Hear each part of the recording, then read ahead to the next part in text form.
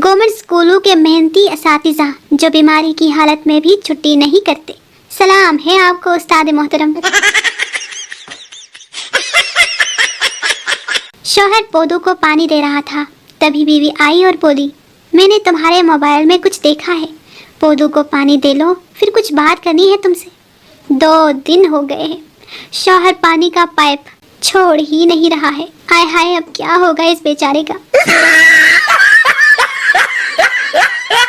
शौहर लाख भला चाहे तो क्या होता है, वही होता है जो बेगम ने कहा होता है। गम किस बात का बेगम को खरीदारी की, बिल तो शौहर के ही बटुए से अदा होता है। दर्द जोड़ों का बस जोड़े ही जानते हैं, और इस दर्द का दरमा भी कहाँ होता है। एक तरफ माँ और दूसरी जानिब बेगम, जैसे आलू कोई सैंडविच में दबा होता है। वैसे तो जुकाम कोई बड़ी बीमारी नहीं है, लेकिन ये जलील करने पर आए तो जानू से भी 4 कदम आगे हैं। हाँ जी। कुछ औरतें 331 लफ्ज़ फी घंटे के हिसाब से मुसलसल 40 मिनट चप्पर चप्पर बोलने के बाद एकदम से पीछे हट के अपनी टांग पे टांग रख कर कहती है, बस बस मेरा तो मुंह ही बंद रहने दो। हाँ जी। अम्मी, तुम्हारे मोबाइल को क्या हुआ? अम्मी खराब हो गया है, सुबह से इतनी बार बता चुकी हूँ। अम्मी बताती रहो, बार बार बताती रहो, सुनकर अच्छा लग रहा है। मोबाइल के बाद नज़ला और जुकाम ही ऐसी बीमारी है जो आपके हाथों को मसरूफ रखती है। नाई ने मुझसे पूछा बाल कैसे काटने हैं। मैंने कहा ऐसे कि क्लास में सोते हुए भी जागता नजर आऊं। ये देखो, फिर उसने क्या कमाल किया। तुम्हें क्या लगता है गालिब? मुझे तो लगता है ये सलाम के बाद जूती खाएगा।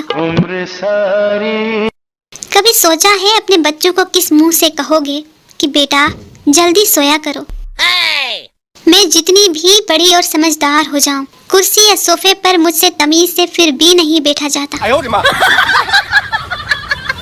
अम्मा की मर्जी व मंशा के मुताबिक हजामत बनवाऊं तो अम्मा की तारीफ भी कुछ इस तरह से होती है, शाबाश, अब लग रहे हो ना इंसान के बच्चे। कितनी खुशी होती है ना जब आप किसी तकरीब में शिरकत ना करें, लेकिन आपके हिस्से का खाना आपको घर पहुंचा दिया जाए। मोबाइल की इस कदर आदत हो गई है कि आसपास कौन क्या बोल रहा है कुछ सुनाई ही नहीं देता।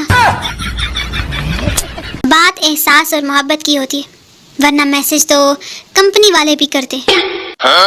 एक सवाल पूछना था कि आखिर ये मुर्शिद कौन है जिसको सब अपना दुख सुनाते रहते हैं? मुझे जानना है, मुझे बताओ, ये मुर्शिद आखिर है कौन, कहाँ रहता है? वो तुम मेरी बात को समझते ही नहीं हो, लो उसकी बात। भाई ज़राअत का कुछ खास तजुर्बा तो नहीं है मुझे, लेकिन मेरे अंदाजे के मुताबिक ये दोनों मियाँ बीवी है, और इनमें से शौहर बीवी के बातें सुन सुनकर पक चुका है। जब मैं बच्ची थी तो मैं छत पे जाके पतंग उड़ाया करती थी, तो मेरी मॉम अगर गिर गए ना तो टांगे तोड़ दूंगी। गवर्नमेंट रोड को पूरी तरीके से बनाने के बाद हाय पाइपलाइन तो डालना ही भूल गए। भाइयों और बहनों, आज मुझे खतरनाक चोट लगी है। आप बताओ क्या बचने की कोई उम्मीद है? अम्मी अब तो उठ जा, देख सूरज भी निकल आया। मैं हाँ तो वो सोता भी मुझसे पहले ही है ना। लो उड़ती हुई चप्पल मेरे मुंह पर। सिर्फ एक जुमला, तुम सादा ही अच्छी लगती हो, ये एक जुमला मर्द का ना जाने कितना ही खर्चा बचा सकता है। कुछ लोगों के दर्द भरे स्टेटस देखकर दिल करता है सब काम छोड़कर पहले उनका महबूब ढूंढ दूं। आहो जी। 40-40 जोड़े सूट होने के बावजूद जो कपड़े लड़कियां घर में पहनती है ना, कोई बाहर का बंदा देख ले तो सारी ज़कात उनको दे जाए। आहो। ये लो लड़कियों का टूथब्रश, वाह कितना ब्यूटीफुल है ना। और ये रहा लड़कों का टूथब्रश। कमीजी तो बचपन में डाली जाती थी, रोजाना 1 रुपया, और 5वें दिन मेरे पैसे वापस करो, मेरी कमेटी खत्म। लड़का, लड़कियां ससुराल जाते वक्त रोती क्यों है? लड़की, अगर तुझे कोई घर से दूर ले जाकर झाड़ू पोछा लगवाए तो क्या तुम नाचोगे? बीवी, अब आप बहुत बदल गए हैं, अब मुझे उदास देखकर पूछते भी नहीं कि क्या हुआ है। शौहर, बात दरअसल ये है कि ऐसे सवालात करके मैं पहले ही बहुत माली नुकसान उठा चुका हूँ। हाय हाय। कल मेरा एक दोस्त मुझसे नाराज हो गया, उसकी बीवी की हड्डी टूट गई थी तो डॉक्टर ने कहा ऑपरेशन पर खर्चा लाखों में होगा। दोस्त टेंशन में था, उसे हंसाने के लिए मुंह से निकल गया, इतने में तो दूसरी आ जाती है। दोस्त भड़क गया, गुस्से से बोला, अब बता रहे हो जब 50% एडवांस जमा करवा चुका हूँ मैं। शौहर, शादी से पहले तुम्हें मेरी कौन सी बात सच लगती थी? बीवी, जब तुम कहा करते थे कि मैं तुम्हारे काबिल नहीं।